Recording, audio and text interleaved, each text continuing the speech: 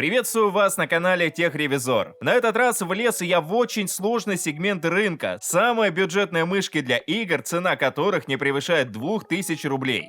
На начало 2024 года тут до сих пор остались достойные варианты, которые можно рассмотреть. В рейтинг вошли олдовые, всем знакомые модели, которые уже не первый год популярны, и вы точно о них слышали. Также есть и новые, пока что мало кому знакомые, но точно достойные внимания грызуны. В общем, старался выбирать мышки с разной формой, весом, функционалом, сенсорами, чтобы как можно больше людей смогло выбрать для своих задач подходящий вариант. Все-таки геймеры бывают разные, с разными требованиями. Поэтому давайте я начну рассказывать про каждую позицию подробнее, а вы пока поставьте лайк и подпишитесь на канал.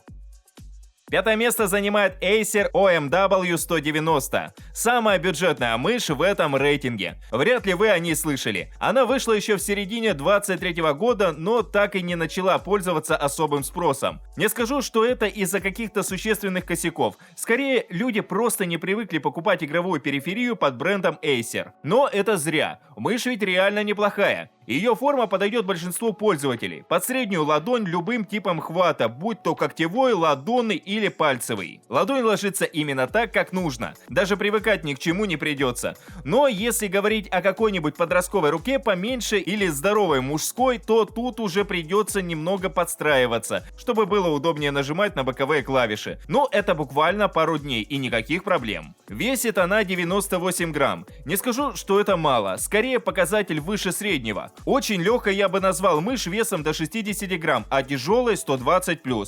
Поэтому 98 что-то между. Для понимания, это как мандарин среднего размера или маленькое яблоко. Можете что-то из этого прям в руку взять, чтобы ощутить. Правда, эргономика немного другая, но тут уже ничем вам не помогу. Единственное, что не очень зашло в корпусе, так это его серый софт-тач пластик, который за пару лет сотрется. Но если вы в будущем планируете обновиться, то никаких проблем. Также предупреждаю, что подсветка у мыши самая обычная. Никак не настраивается, не регулируется. В этом плане скудно. Ну и сенсор в нее воткнули бюджетнее некуда. Instant A725F с разрешением до 6400 dpi. Тем не менее, для игр его хватает. Сенсор не срывает, не дребезжит, четко отрабатывает.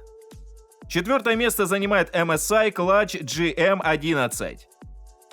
Здесь сразу же выделю сборку и качество пластика. Сразу заметно, что пластик поплотнее, более устойчивый к стиранию, поэтому на длинной дистанции мышь лучше сохранится внешне. Вся конструкция в руке ощущается хорошо собранной, увесистой, почти монолитной. Внутри ничего не дребезжит, не люфтит, при нажатии на ЛКМ и ПКМ не слышно скрипа. В общем, общее качество сборки очень радует для такой цены. В целом, по форме и габаритам эта мышь подойдет плюс-минус под ту же ладонь среднего размера. Но ею будет удобно пользоваться и маленькой ладошке. А вот большой при ладонном хвате может быть неудобно нажимать боковые клавиши. Хотя все это дело индивидуально. Нельзя же четко назвать, какая ладонь считается большой, какая маленькой. Но примерно понятно, что мышь создавалась под руку среднестатистического геймера. А уж людям с какими-то нестандартными размерами кисти придется пару дней попривыкать. В любом случае, не будет такого, что по эргономике вы не сможете пользоваться этой мышкой так, что аж новую придется покупать, поэтому волноваться не о чем.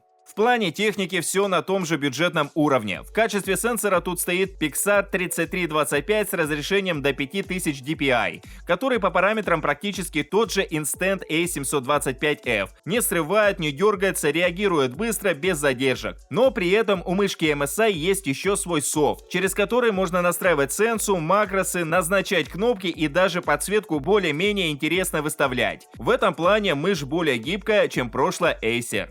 Тройку лучших открывает Razer Dezadar Essential. Наверное, половина всех рейтингов мышек не проходит без нее, а бюджетный сегмент тем более. Эта мышь уже как будто 100 лет выпускается и столько же пользуется спросом. Помню, в какие-то годы, особенно в первые, в начале продаж у многих моделей Razer были проблемы с надежностью. То колесико отвалится, то ЛКМ начнет дабл-кликать. Но время идет, производитель тоже не дурак выпускать сплошной брак на рынок, поэтому сегодня процент неработающих мышек минимален. Поэтому по поводу всяких технических неисправностей можно вообще не париться. Просто нужно принять факт, что шанс попасться на брак никогда не равен нулю. И это касается не только мышек, а всей техники в целом. Эта дозатор по эргономике практически универсальна. Кнопок у нее тоже по минимуму, поэтому можно не беспокоиться по поводу формы и размеров ладони. Пару дней поиграть, и ваша ладонь сама легко адаптируется. Главное, что по качеству сборки Razer ничем не хуже прошлой MSI. Тоже плотный пластик, тяжеловатая конструкция весом в 96 грамм и приятное ощущение от нажатия на кнопки. Уточню только, что здесь нет отдельной под смену DPI. Но если вы один раз выставили и больше не трогаете, то это вообще не проблема. А если частенько приходится пользоваться регулировкой разрешения, то либо смотрите другую модель мышки, либо переключайте через софт. Он тут, кстати, тоже ничего такой. Подсветка, правда, не так гибко настраивается, так как Razer светится только зеленым. Но в остальном все настройки есть, можно под себя все выставить. А вот на второе место топа я поставил очень интересную и необычную мышь Hyper Quantum QM2. Такую не часто встретишь, тем более в бюджетном сегменте. От всех предыдущих она отличается сменными боковыми панелями. Это делает мышь практически полностью универсальной. С виду это вроде самый стандартный грузун около средних размеров с двумя кнопками DPI на верхней панели и с двумя на боковой. По эргономике она подойдет для любого размера ладони. Ну, разве что маленькой будет удобнее схватиться ладонным хватом, так как мышь достаточно длинная. Так можно отлично зарубиться в стандартные шутеры, где зачастую применяются эти две боковые кнопки.